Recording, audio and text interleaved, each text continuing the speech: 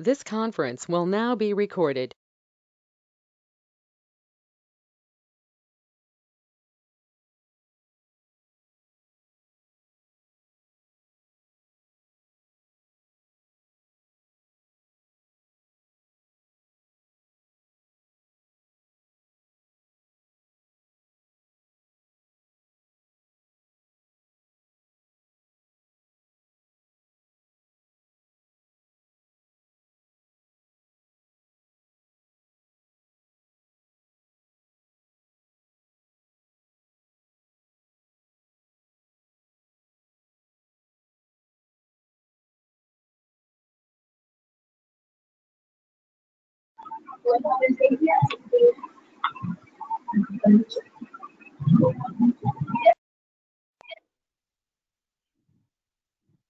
Yeah, so request you all to kindly mute yourself, and in a minute we'll be starting the session.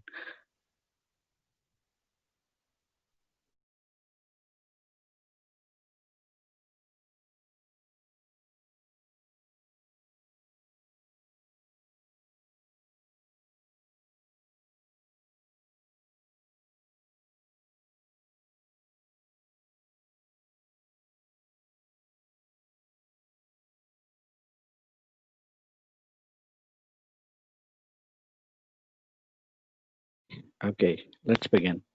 Hi everyone, this is Nayak, as I was talking, and we are representing Smart Data Labs. So Smart Data Labs is a small startup which is more concentrated on the educational system and bridging the gap between the education industry, and we do a minimum of services as well, technology services. So from Smart Data, we are trying to regularly conduct webinars, and for today's webinars we have Mr. Abhimanyu Singh. uh, Very great of him that he did accept our invite, and talking on COVID-19 and the cyber laws in India especially. We all know that there are many crimes, cyber crimes, that are happening, and many people lose money because of small mistakes, and we should be aware. And if you look at the pattern, you can definitely observe that the crimes have been increased past 2 months, 2.5 months since the COVID-19 has been observed. So there has been lots of loss in terms of financial for every individual. Everyone has a pain point, and I believe for those, many of these points will be very much valid. And Mr. Abhimanyu Singh will enlighten us with more details about the laws in India, and will also give a walkthrough of the COVID-19 and corresponding cyber trends, attack trends, which are happening so far, and would also share his thoughts and his experience in this current session. So, beyond that, a bit about Smart Data Labs. We normally get tied up to the universities and individuals, and we provide trainings and workshops on technologies like cybersecurity, IoT, blockchain, AI, and ML. So we have renowned experts, renowned mentors who are very close to the industry in nature, and they understand what is the current challenge. So the industry experts are part of our team, the mentors, and once we handle any of the workshop, most of the workshops that we provide are hands-on oriented and are very much inclined to the realistic challenges that you might face near future.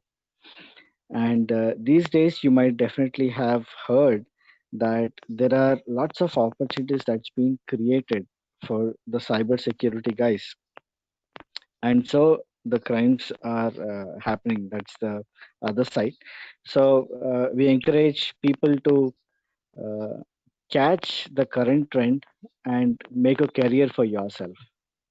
Okay, so I would not delay this long, and I would like to also share one of the happiest news that from our side is Just 2 days back, we did receive a patent from the Indian government, the IPR office, where we filed a one first patent from our side, and that got published in the IPR this 5th of June 2020 with a group of students. So I just thought I would convey the same. And if anyone is interested to get a patent, interested to build their career, we are here to bring you that kind of a career where you can have this for next 20 years, which would be added value for your resume as well. So that's it. So I'll straight away go ahead and introduce Mr. Abhimanyu Singh. So, Mr. Abhimanyu Singh has been an advocate for the Rajasthan High Court, Jaipur, and he is the founder for the Manu Legal, and he is the expert in cyber laws. And currently, I guess he's pursuing his doctorate, the PhD program. And sir, could you please take it over?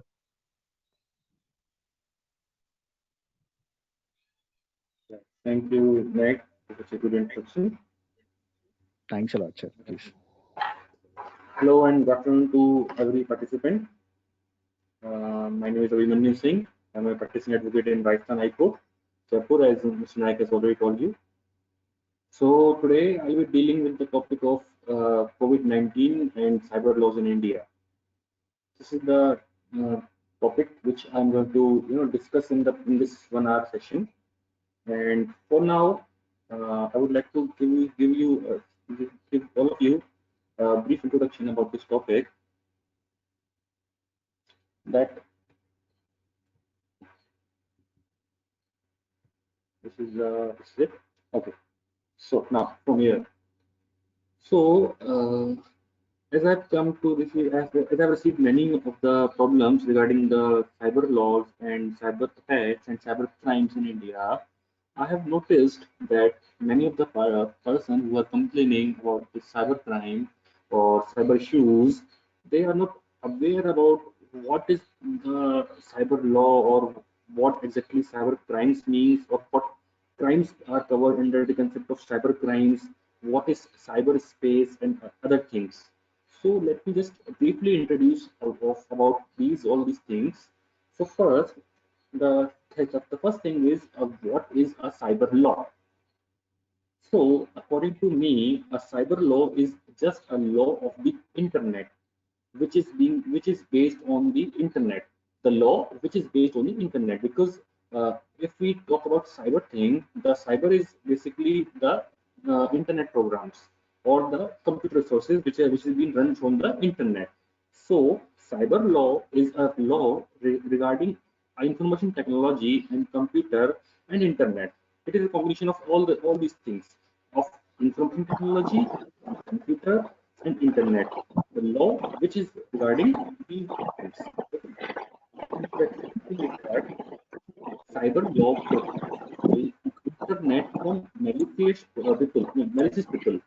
Like for example, if someone is trying to make some fraudulent activity in your computer through internet, then there comes the concept of cyber law. It will protect you from that malicious people. Okay. And the next thing is that cyber law gives a legal recognition on electronic documents. Like, for example, cyber law gives recognition that the email which you are receiving or the any email which you have got as an evidence will be taken as a legal definition or legal document under the court of law. Cyber law recognizes this. But of course, before coming up with cyber law, there was no as such any statute or legal statute which can recognize these electronic documents in the court of law. So, cyber law helps these people for recognizing and protecting the people from malicious people who are trying to do illegal activities on cyber world. Okay. Now here comes the concept of second thing, definition of cyber crimes. Most of people are confused about the definition of cyber crime. Let me tell you all that there is a lot of disturbance. Are you having a disturbance? I'm sorry. I think there is one participant who was trying to unmute. I think this is proper, sir. Please continue. Okay.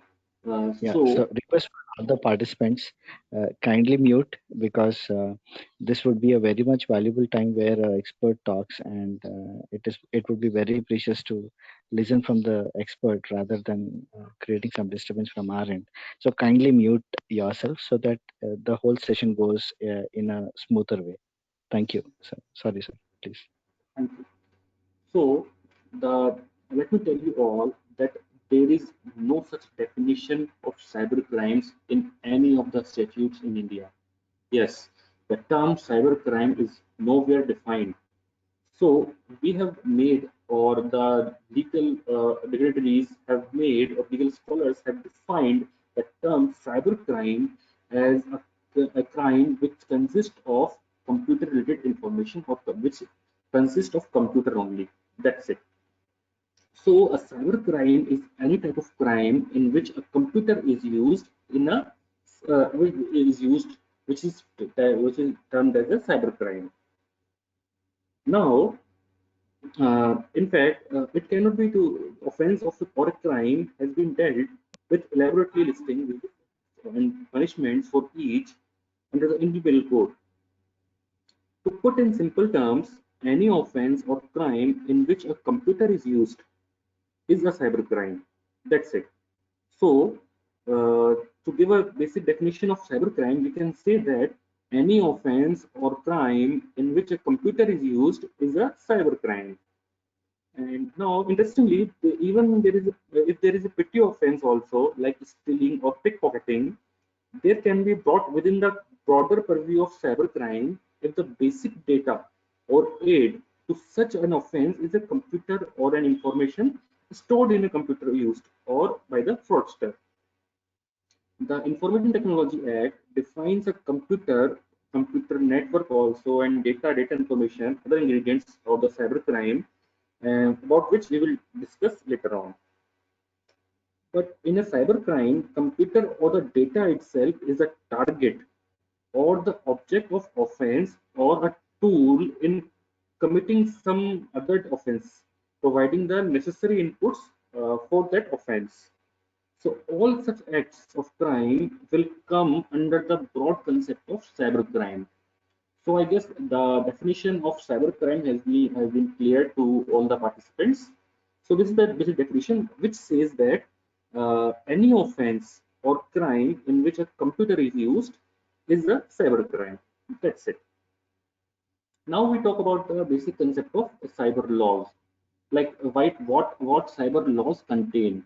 The cyber laws contains the cyber crimes also, electronic and digital signatures, which we'll discuss later on.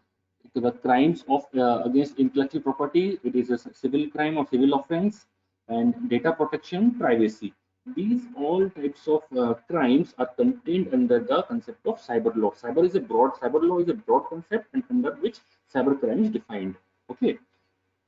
Now there is another concept which is called as cyberspace. Many people confuse it with cyber law, cyber crime. Like they say that cyberspace and cyber crime is a similar thing, or cyber law is or and cyberspace is similar thing. No, it is not like that. Cyberspace is something. We can define it as an environment in which a communication over computer network occurs. Okay, it is a total environment. It is a big environment in which all the communications over computer and internet or network which occurs, which includes computers also, networks, softwares, data storage devices such as hard disk, USB disks, etc. The internet, websites, emails. It covers everything. Cyberspace covers everything which is related to internet or computer. Okay. So coming to the next slide, now we should learn, or we should get the information regarding the importance of cyber laws in India. Why we need such cyber laws, or what is the need of implementing these laws in India? Because there is a greater need, because before 2000, there was no such law which can which can deal with the cyber crimes on. So in 2000, there arises a great need for implementing a law which specifically deal with the offenses of cyber or computer-related offenses. So there is a greater need because the first point is that all companies depend upon their computer network and keep their valuable data in electronic forms.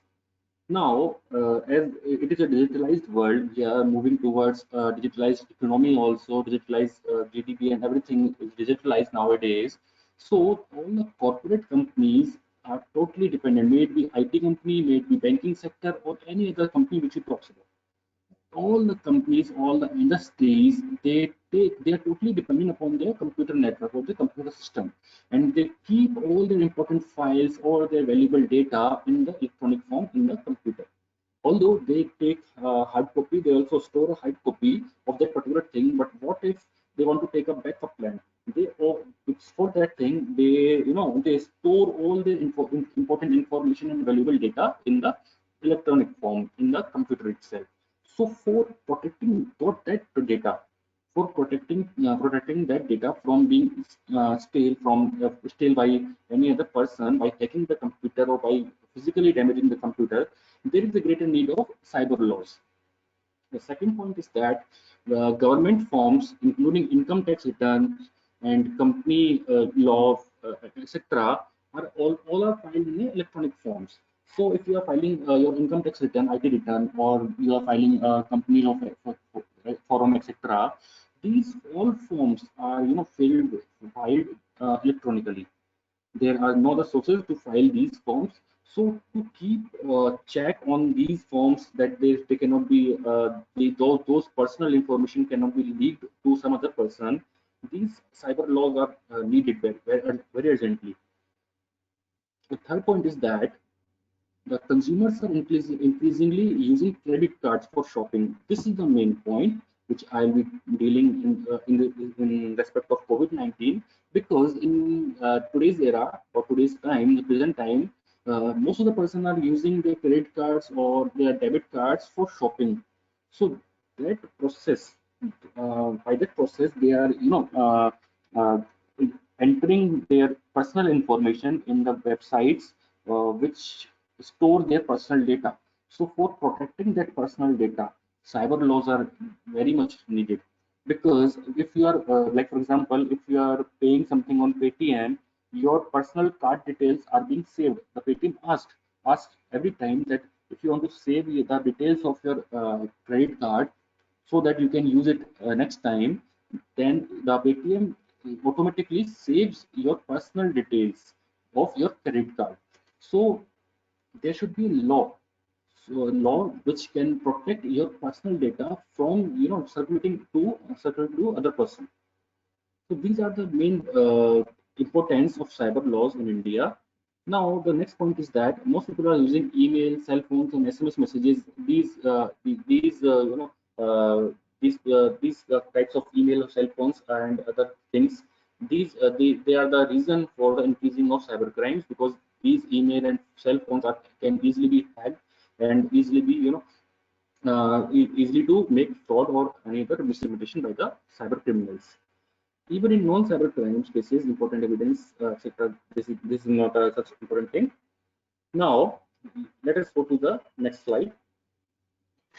Now, let us discuss the categories of cybercrime, because most of the persons are confused regarding the categories of cybercrime, that sir, under which category our case will fall. Because cybercrime, making a complaint of cybercrime is different as compared to any other filing a case in either civil or criminal offense. So, if we talk about categories of cybercrime, the categories of cybercrime are divided into three parts, three heads. The first category is crimes or cyber crimes against person. So the cyber crimes against persons uh, contains cyber crimes like cyber stalking. I guess all are well aware about the cyber stalking. Like for example, if you are stalking someone's profile or you are checking someone's email from a site, or you are stalking that person WhatsApp, or sending messages through WhatsApp, Telegram, or email or Facebook, Instagram. You are following that particular person, that comes under the concept of cyber stalking. It is a crime or cyber crime also.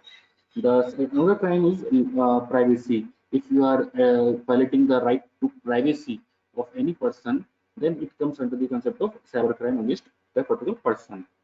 You can also term harassment with the use of computer in this head, and impersonation and transmission of obscene material and cyber extortion, etc., etc.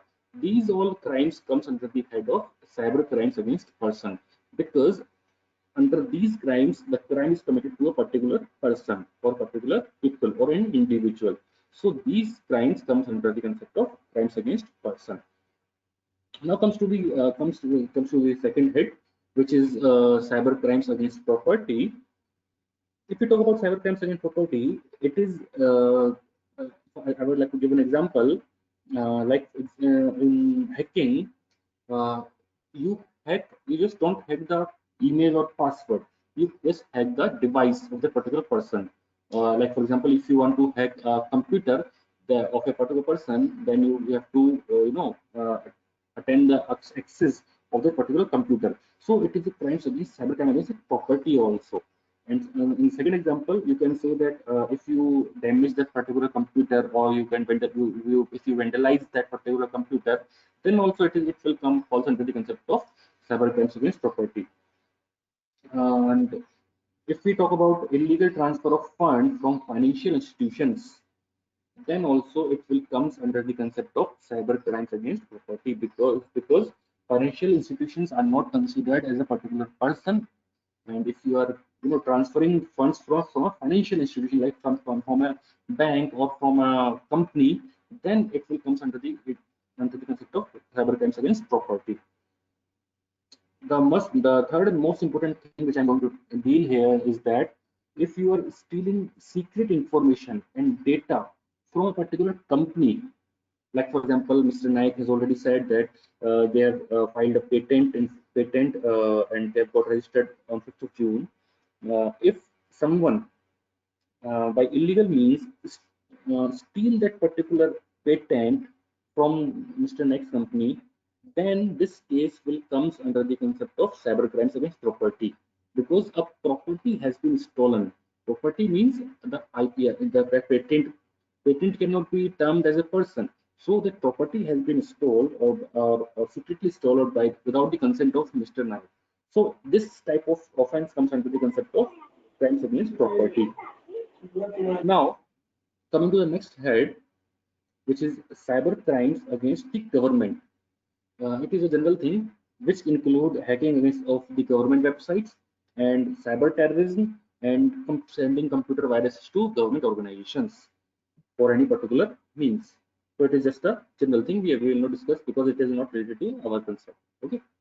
Now coming to the next slide, we are going to discuss here the types of cyber crimes, because there are many types under which cyber crimes are being committed. The first is identity theft. In this concept, what the hackers do, or what the cyber criminals do, they just theft your identity.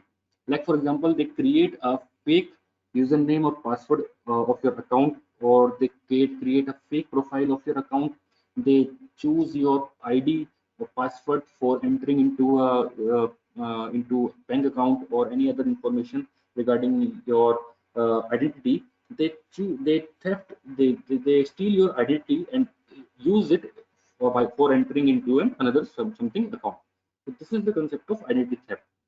The second thing is cyber terrorism, where a group of terrorists or group of terrorist activities or terrorist organization, they create an impact on the government or general public, and they put into the minds of people a fear of terror. So that falls a concept of cyber terrorism. The third thing is cyberbullying. This is a new concept which has been added in the Information Technology Act.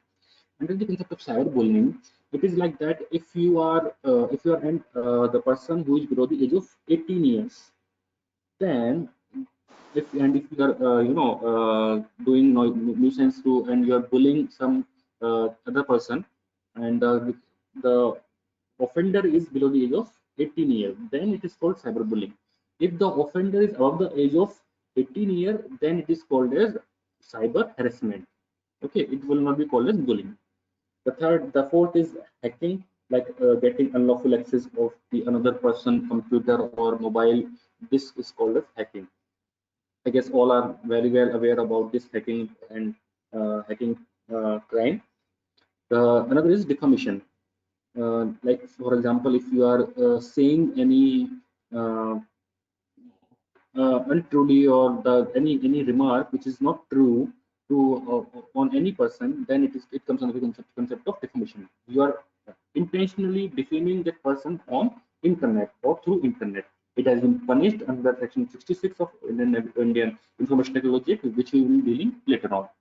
The next is copyright, which I've already discussed. Copyright, patent, and the geographical indication. These types of crimes are very well into the market, because copyright is a thing which can be easily violated in cyber world. Because what cyber criminals are doing, they are just taking all the copyrighted material. It can be photograph also, it can be any other thing, without the permission of that owner, and they are using it for their own benefit. This is a crime also, which can become as a cyber crime. Next thing is trade secrets. Like for example, if through hacking you get access to the secrets of a particular trade. Like for example, if two companies are getting into an agreement, then one company can silently hack that particular company's website, email ID, so that they can know that their trade secrets. So that this is the type of crime also, cyber crime also. Next is freedom of speech. Under Constitution, the Constitution provides you the right to freedom of speech, but under the cybercrime, this freedom of speech has been restricted to particular points. Like for example, you have a freedom to say anything, or you have freedom to criticize the government, but you do not have freedom to to post some malicious content or some pornographic content on your web page or any other thing, which is regarding the freedom of speech, which is regulated by the Information Technology Act. The next is harassment and stalking, which I guess everybody is well aware about this thing, harassment and stalking. Now let's come to the next slide. The advantages of cyber laws. I'll be dealing it very quickly, because these are not much that related to our present theme. The advantages of cyber laws are that first advantage is the secured e-commerce infrastructure for online businesses.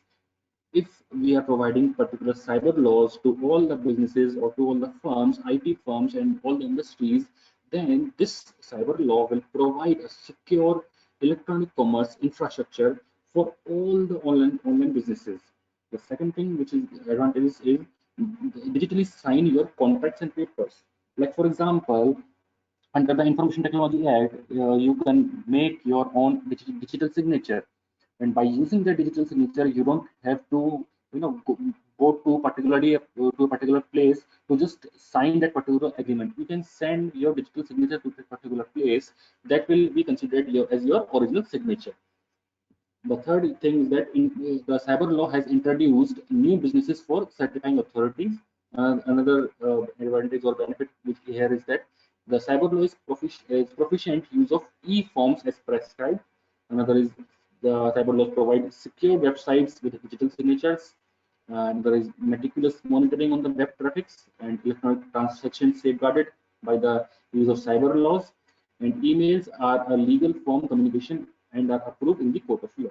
Yes, this is the last point which I am talking about. That before coming of this cyber law, the email, if you provide an email as an evidence in the court of law, it was of no value. But after coming of the Information Technology Act 2000, if you are submitting an copy of email, print of an email, then it will have a legal implications, and it will have a legal value in the eyes of court of law, and it has been approved in the court. So these are the advantages of cyber laws. Now, now comes to the main theme of present webinar, present tech talk, is that the impact, or we can say cyber crimes during the COVID-19 crisis. As we all know, because of this COVID-19 crisis, and the entire world, or we can say the entire India, has been put into a lockdown. And so the main impact of this lockdown was on the business. So most of the private organization or most of the IT industries started their employees to work from their home. And during this process for working from home, what IT companies or many of the companies have done, that they have provided the digital information to their employees, to all their employees who are working from home. They have provided many information in the electronic form, which can be easily accessible through many of the users or many of the cyber criminals.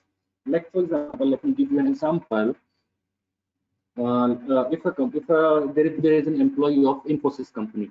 Now the company shares some private information regarding any agreement to a particular employee, that you have to make such agreement for the we are going to indulge in that particular agreement with XYZ company.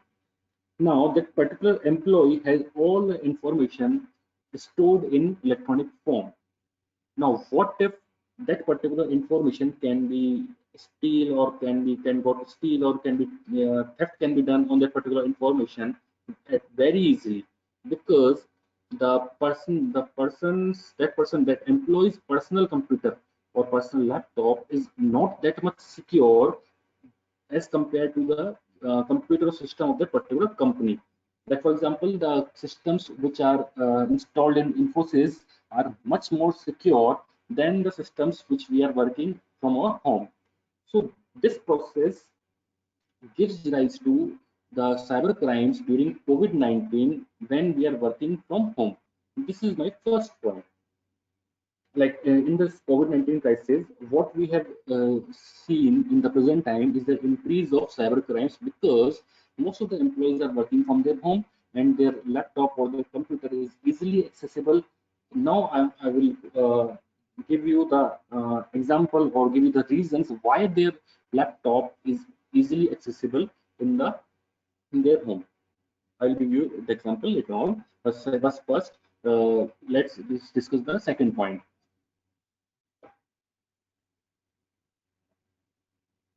The second point is that there is an attack on personal sensitive information and financial information. The reason behind the attack on the personal sensitive information is because most of the person in this crisis time are they are getting bored and they are using internet, or they are doing anything on internet. They are watching movies, they are playing games, and they are doing any sort of thing to pass their times.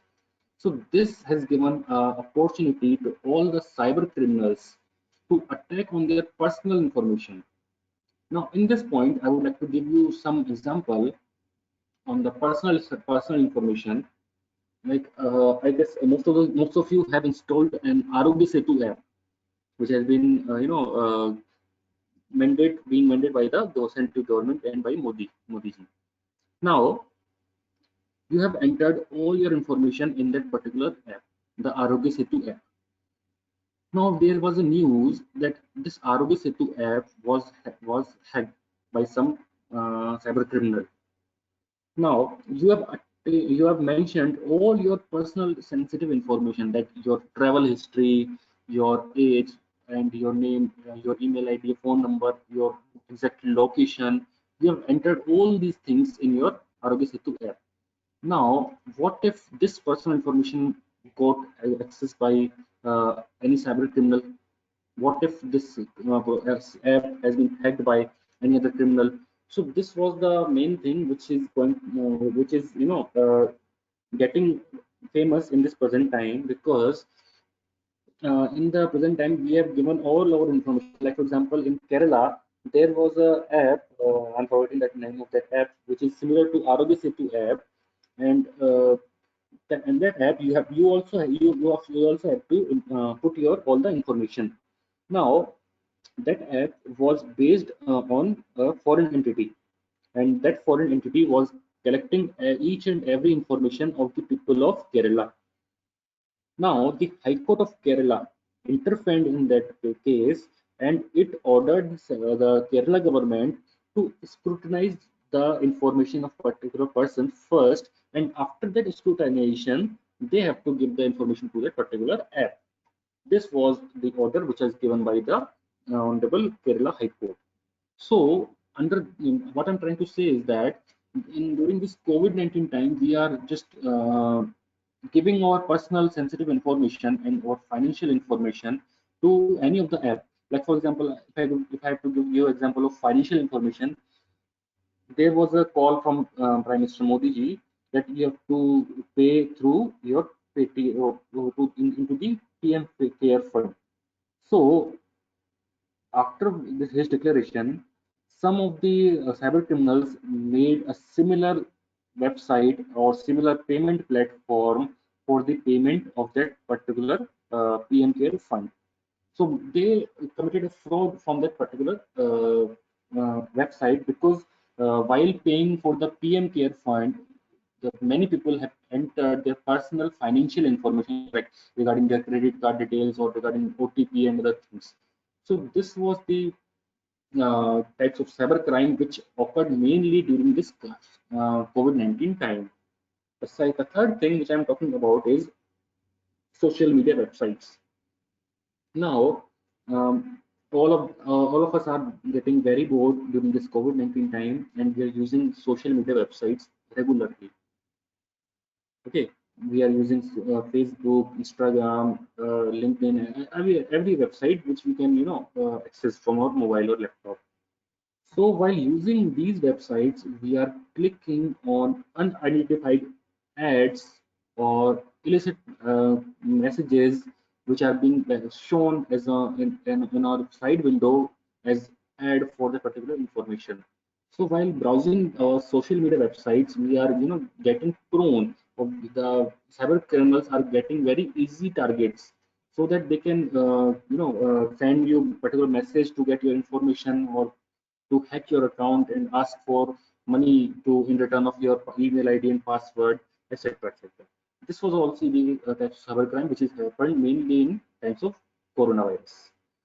Now, another thing is that we are playing many online games which we do not check before installing in our phone because like for example there are many games available on the Google platform where you can easily download those games, and in that games there is a virus. They contain a virus or they contain a software like that that your phone can be made easily accessible to those cyber criminals.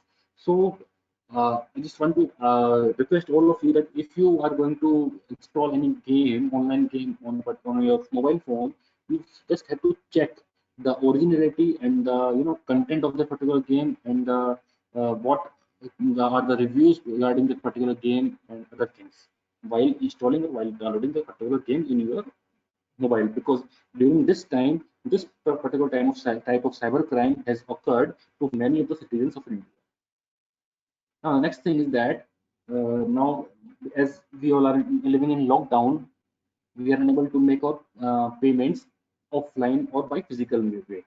So we are doing our all the payments of our bills, like maybe electricity bill or maybe our water bill, telephone bill, or regarding premiums or recharging of mobile and other things, or buy medicines and essential commodities.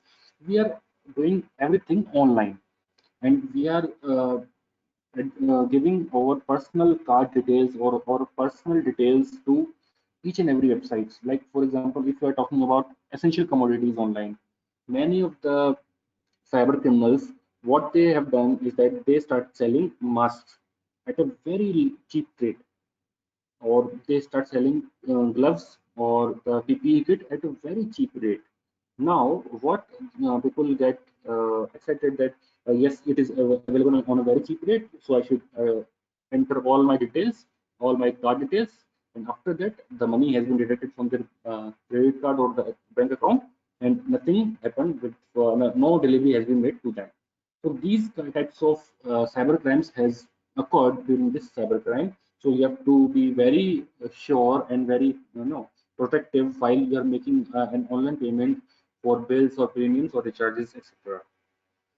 Now, the next type of cybercrime which happened during this COVID-19 is fake news and rumors. Uh, Many fake news has come into the this news because of uh, this concept. Like if you are circulating a fake news, this is also a type of cybercrime. Or if you are circulating a rumor, then it is also a cybercrime. So many people of India and India are unaware that they are doing a cybercrime by weighing that they are sending fake news or making rumors regarding that particular offense. Right. So this type of offenses has also been occurred in during this coronavirus crisis. The last thing which is happened is breach in personal data information. Now, most of the companies have done that after the lockdown, when they allowed their employees to enter into their companies, they have asked all the personal information before entering their employees in their company.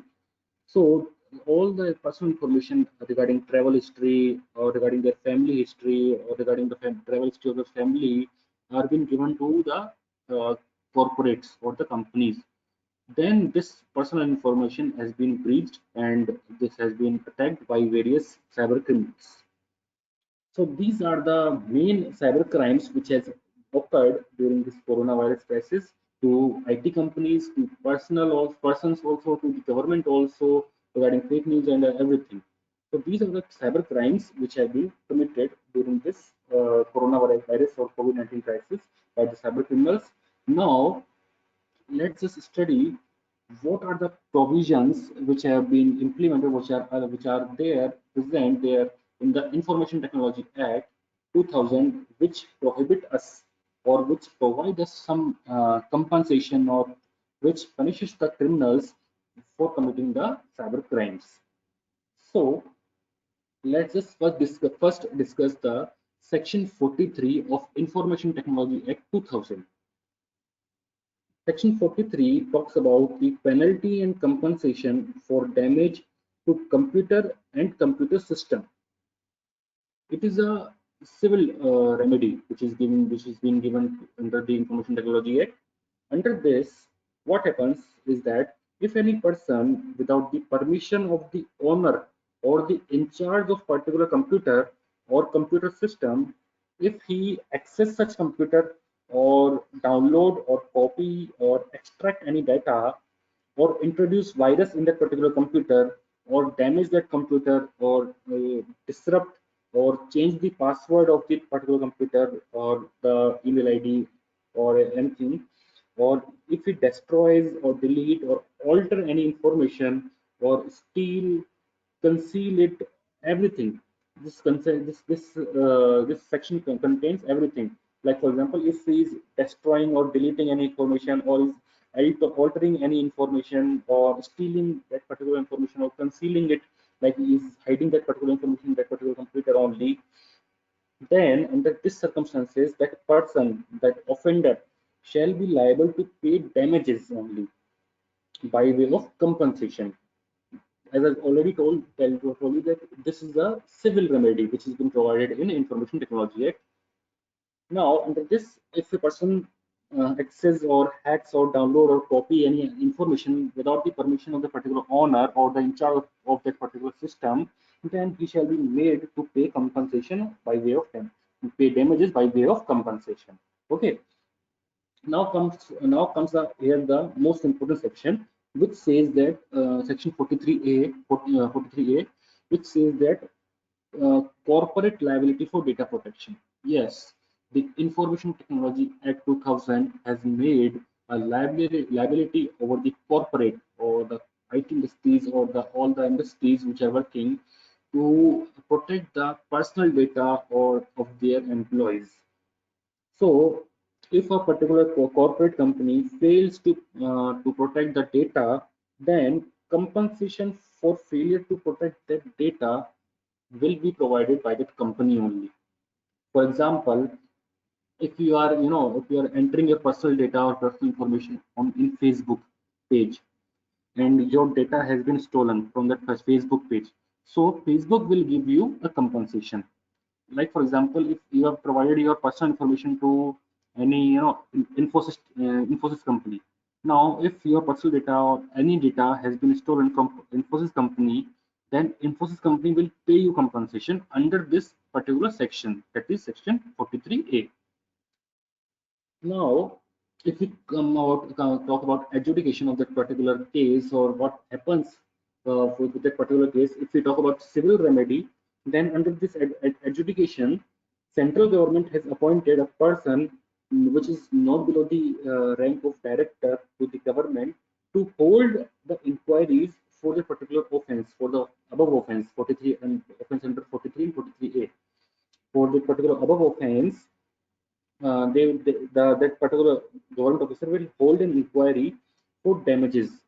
But in this particular adjudication section, which is given under section 46 of the IT Act, it is only for the damages which are below the amount of 5 crore.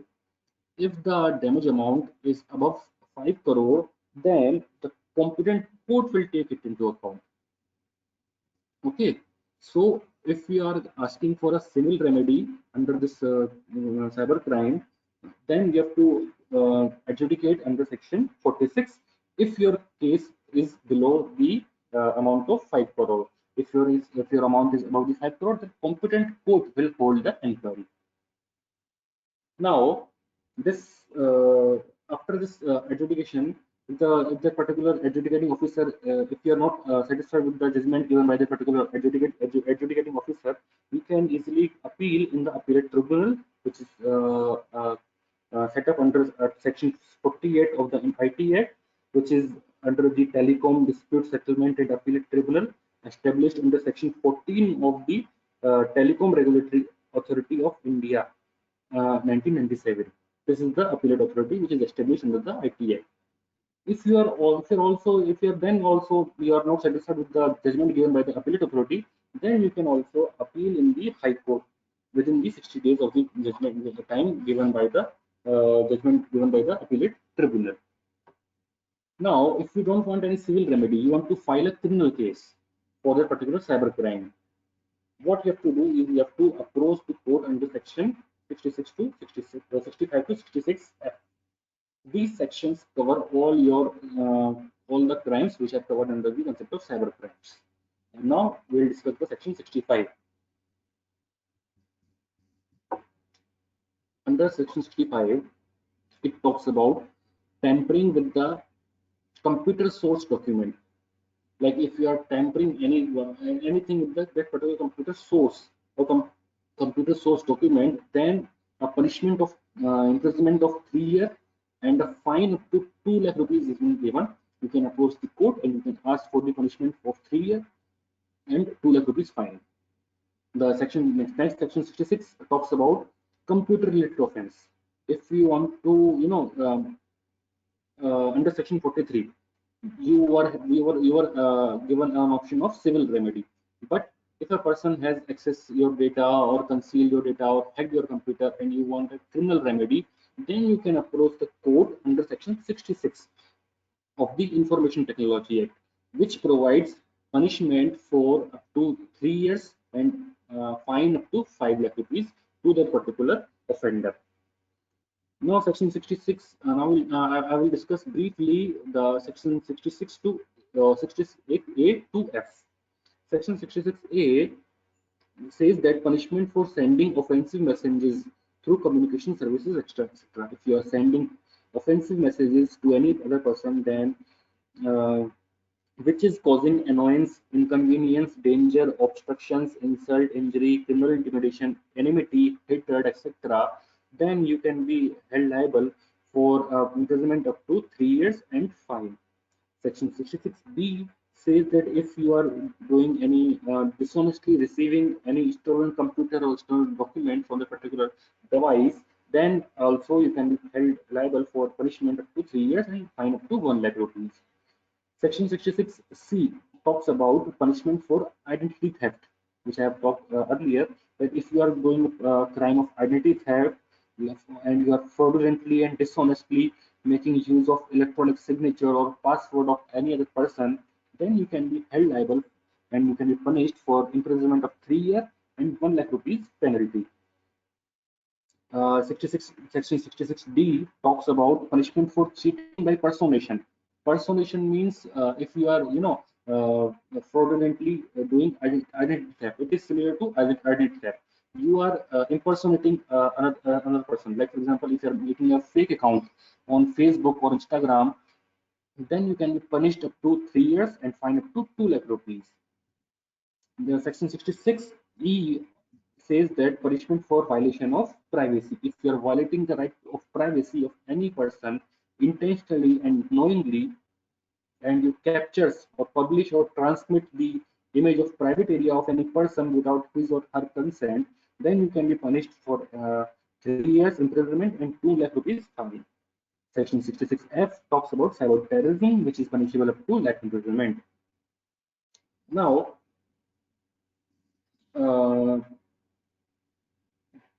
I will discuss the impact of Information Technology Act and IPC and Information Technology Act and Indian Evidence Act. The IT Act and IPC has the IT Act was amended in the year 2008, and certain sections of IT Act has been inserted, and certain sections of Indian Penal Code and Indian Evidence Act were amended during that particular amendment, because under Indian Penal Code, if we talk about fraud and document fraud, then the electronic document fraud concept was added in the Indian Penal Code, and similarly in the Indian Evidence Act, electronic evidence were given preference and were allowed and were given a legal entitlement uh, while presenting the evidence in the court of law. So these are the sections which basically talks about the punishment for cyber crimes. Now, before going further to the next slide, many people have doubt regarding the filing complaint in the cyber for the offense of cyber crime. Now, for filing the complaint of a cybercrime, there are two methods. One is online and one is offline. You can file an online complaint of cybercrime by you just have to reach to the National Cyber Crime Reporting Portal. If you want to file an cybercrime report online, then you have to reach to the National Cybercrime Reporting Portal. There are two divisions. One talks about women and child, crimes against women and child, and second talks about crimes by using mobile crimes, online and social media crime, online financial frauds, hacking, etc. So it depends on you that what kind of crimes you want to report in the particular website. You just have to reach the website of National Cyber Crime Reporting Portal, and you can easily file your complaint there, and your complaint will be taken into consideration immediately, and the concerned police station will be called and informed about the cyber crime which has happened to you. This is the online process. If you want to submit an offline report, or if you want to physically report your particular cyber crime, then you can register a complaint to cyber crime cell of your city. Like I'm residing in Jaipur. In Jaipur, there is a cybercrime cell made by the police station. A particular police station has been made a cybercrime cell where all the cybercrimes complaint are being reported. If you don't want to, file a complaint regarding this cybercrime, you can directly file a FIR, first information report. You can directly file a FIR in any of the police station. Yes, in any of the police station, because cybercrime has global jurisdiction. It does not have any particular jurisdiction, because cybercrime is all around the world. So this cyber thing is all around the world. So it has a global jurisdiction. You just have to reach any of the police station which is near to you. You can choose any other police station, and you can easily file an FIR. The police person will not, deny you for filing the FIR regarding the cybercrime. The third thing, if the police station denies you for filing the FIR, you can directly complain it to the particular magistrate in your area. Then he will definitely hear to your problem. So this is the procedure by which you can easily file the crime complaint or FIR of your of the cyber crime which has happened to you. Now after that, what happened after filing the complaint in the online mode or the offline mode? A particular inquiry is being conducted because it is a cognizable offense, by which means that the police can arrest without the warrant. So during this process, the inquiry has been conducted by the police persons only, and if they find any evidence, you also have to give evidence to the police so that it can help the police. So while filing your FIR or your complaint, so police makes an inquiry. It is just like is similar to it is just similar to an offense which is committed under Indian Penal Code. So cybercrime, the process, the whole procedure is exactly similar as the procedure which is of crimes defined under the Indian Penal Code. Now, let's come to the issues which are not covered under the Information Technology Act is territorial jurisdiction. The issue of territorial jurisdiction is main thing because while filing a cyber crime report, many of the persons says that this case does not fall under our jurisdiction, so we will not take this jurisdiction. Or what if a crime has been committed by a person who is residing in Ethiopia or South Africa, any country of South Africa or Dubai? Now, what will be the jurisdiction? Who will take the case? This is the issue which is not being covered under the Information Technology Act. The second thing which is not covered under the Information Technology Act is the preservation of evidences. Like for example, if you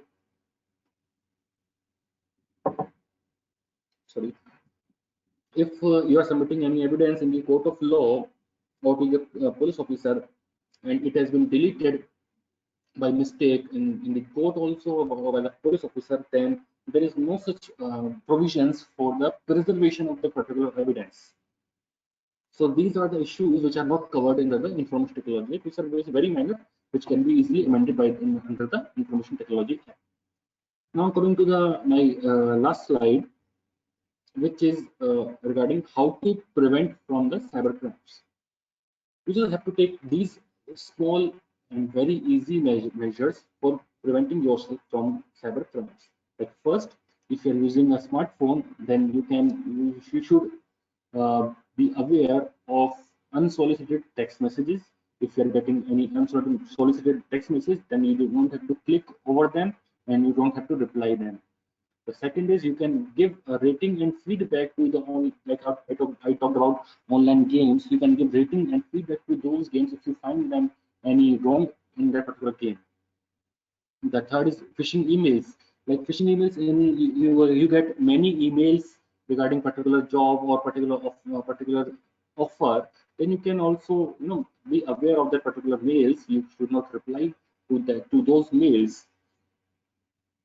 The next thing is malicious downloads.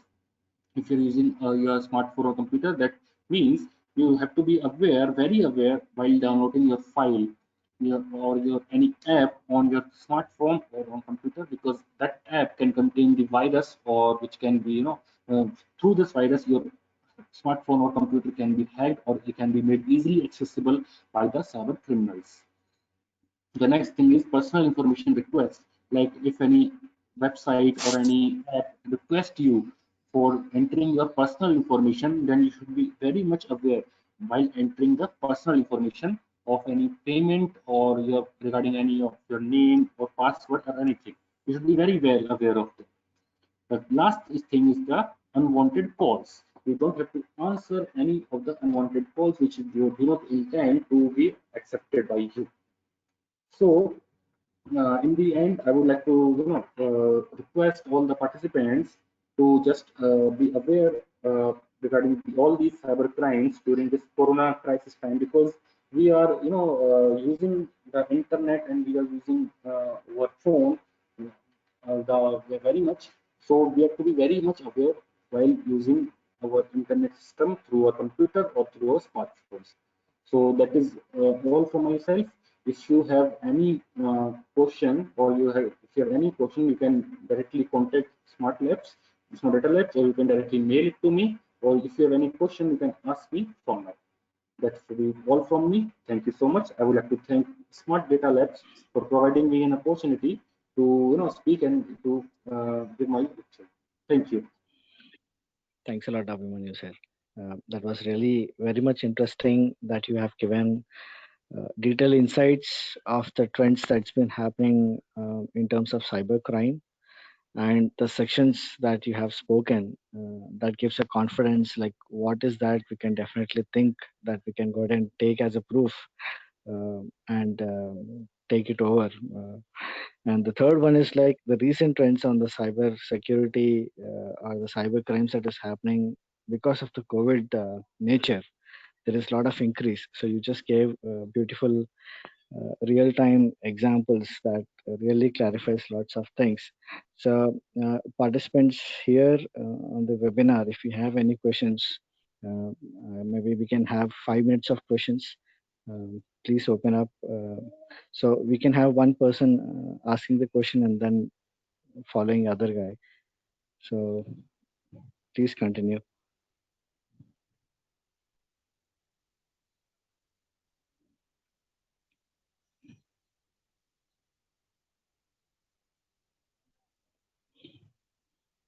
Okay. So maybe if there are no questions, I have a scenario, sir. So the toll gate that these days, which has been automated by the tag. So one of my very known professor was overbilled, and whatever recharges he does, that automatically gets debited. Now, how do you take this? And what do you think that I mean, he has to do to stop this? I don't get your question actually. He has made the payment for the recharges, So but he. yeah. So the toll gates and all, we have the recent fast tag. Yeah. The The fast toll tag. gate. Okay. I got it. The yeah, the So fast tag.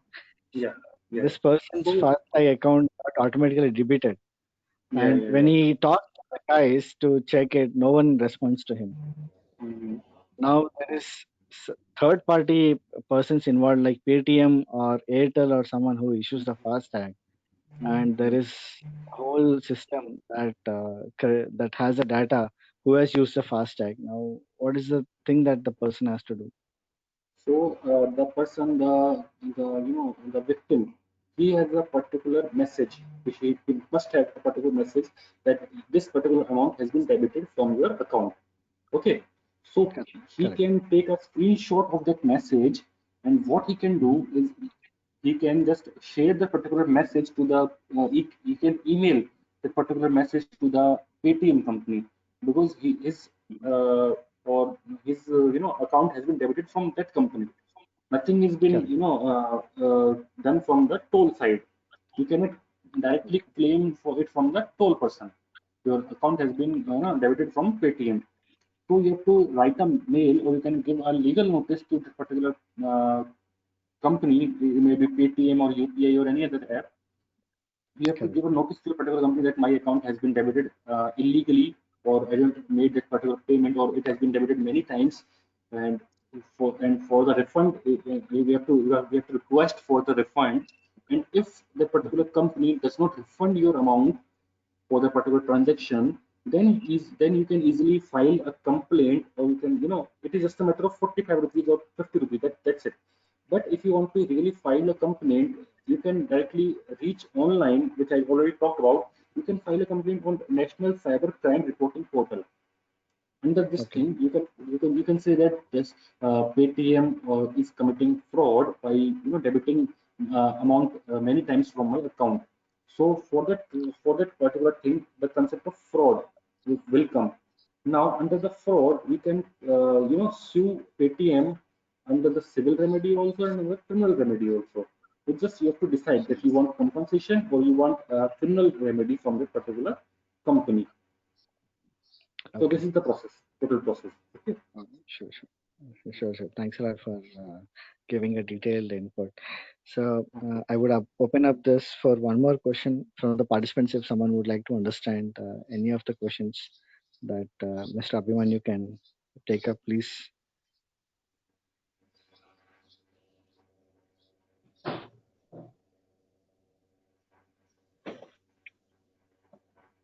Okay, sir.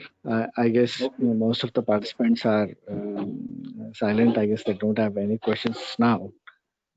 And with this, I would like to thanks a lot for giving us your valuable time. And it was a great time that you have spent with us, giving more insights about the whole experience that you have been by adding some real-time examples. Very wonderful to have you, and it's really grateful for us also, sir. Thanks a lot. Thank you. Thank you. Thanks. See you all. Bye.